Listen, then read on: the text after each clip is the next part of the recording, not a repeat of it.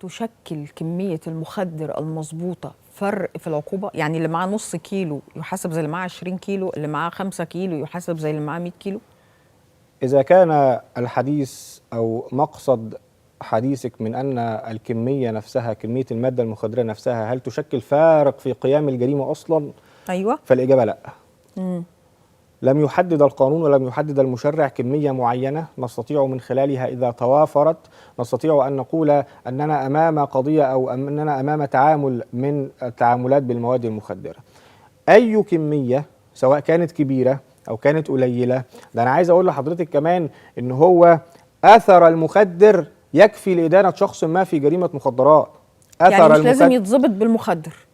أثر المخدر إذا كان ماديا، يعني لو إحنا شخص معين بيتاجر بالمواد المخدرة تمام، وما لقيناش معاه مخدرات لكن لقينا معاه ميزان به آثار من آثار المخدرات اللي كان بيعدها سلفا في هذه المسألة للاتجار فيها، وكان يقصد من ذلك الاتجار فيها، هل هذه تكفي لإدانته؟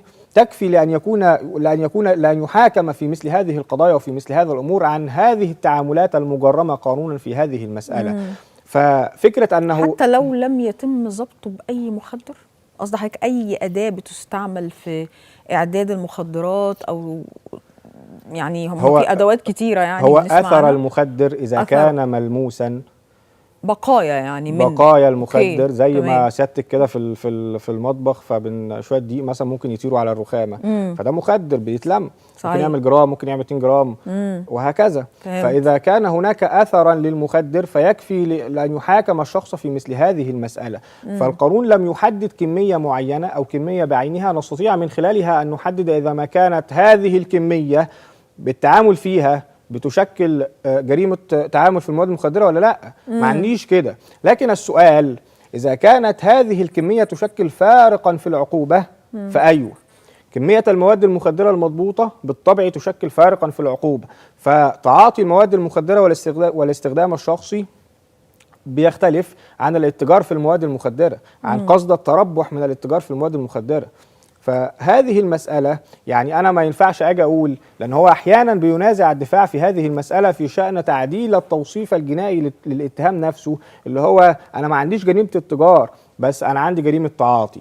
فالسؤال ما هو ما ينفعش أقول إن هو إن أنا معايا كيلو هيروين وجايبه عشان الاستخدام الشخصي، أكيد لا، هذا أمر لا يستقيم عقلا ومنطقا. فإذا كانت الكمية تشكل فارقا في توصيف الاتهام بالنسبة للجريمة نفسها وفي شأن عقوبة هذه الجريمة إذا ما كان التعاطي أو خلافه، فإن الكمية حجمها أو كبر حجمها أو حتى الأثر لا يشكل إطلاقا اختلاف في شأن قيام الجريمة، مش في العقوبة. قيام الجريمة، إيه العقوبة بقى؟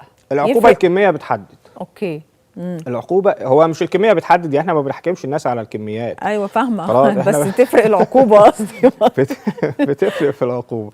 يعني هو قصد الاتجار مثلا للمحكمة أن تستنبط قصد الاتجار من وقائع الأوراق ومن الظروف المحيطة بالقضية نفسها، فلها أن تحدد إذا كانت هذه الكمية تستخدم للتعاطي فجريمة تعاطي المواد المخدرة غير جريمة الاتجار فيها أو التعامل فيها. احنا بنقول دلوقتي من شويه ان جريمه الجلب عقوبتها الاعدام، هل انا عقوبه التعاطي تتماثل مع عقوبه الجلب؟ اكيد لا. أكيد لا. فكل سلوك اجرامي اردف له المشرع العقوبه المناسبه والتي تتناسب مع حجم الخطوره التي يشكلها. فالقضايا ولربما يكون عندنا ظروف مشدده، يعني مثلا ان يضبط مع المتهم ميزان به آثار من المواد المخدرة، وهذا دليل على قصده الاتجاري أو على قصد الاتجار بهذه المواد المخدرة، هذا دليل على قصد التربح من المعاملات بالمواد المخدرة، أن يكون هناك أكياس أعدت سلفا لتعبئة المواد المخدرة، أن يكون هناك مثلا وليكن يستخدم أطفالا في الترويج لهذه المواد. فكل هذه الظروف المشددة تقف المحكمة عليها وتبحث هذا الأمر إذا كان نية المتهم أو قصد المتهم الجنائي الاتجار أو التعاطي، لأن هو ده أحيانا إحنا كمحامين بننازع في هذه المسألة، أن الكمية أو أن التوصيف الاتهامي أو توصيف الاتهام بالنسبة للجريمة المعينة ليست تجارا وإنما تعاطي وليكن. فيجب على المحكمة في هذه المسألة أن تتبين وجه الحق في هذه الجزئية إذا ما كانت هذه الكمية مستخدمة للتعاطي أم الإتجار، لأن دي جريمة ودي جريمة وده توصيف وتوصيف، وبالتالي فدي عقوبة ودي عقوبة تانية. فلا بد أن نقف إذا ما كانت هذه الكميات أو القصد الجنائي بقى اللي احنا بنسميه. لكن احنا ما بنحكمش مش عشان ده كمية قليلة فنديله حكم قليل وده كمية كتير فنديله حكم كتير، لكن الكميات لا تشكل فارق في قيام الجريمة نفسها. طبعا يعني مش عشان هنا جريمة وهنا جريمة، طبعا هنا جريمة وهنا جريمة. أي تعامل في هذه المواد، وزي ما وضحنا ان هو صور السلوك الإجرامي نفسها كتير. تمام. يعني هو احنا عندنا كتير جدا من السلوك، حيازة وإحراز وبيع وشراء واتجار وتعاطي وبدل ومقايضة ووساطة، كل ده تحت بند الإتجار في المخدرات. كتير جدا من الصور. المشرع توسع في هذه المسألة رغبة في مكافحة هذه الأمور الإجرامية، وجعل أي صورة من الصور التي يكون محور الحديث فيها في المادة المخدرة نفسها، أي حاجة بيكون المحور الموضوع فيها مواد مخدرة بتجرم ويعرض هذا الشخص المتعامل فيها للعقاب والمساءلة الجنائية.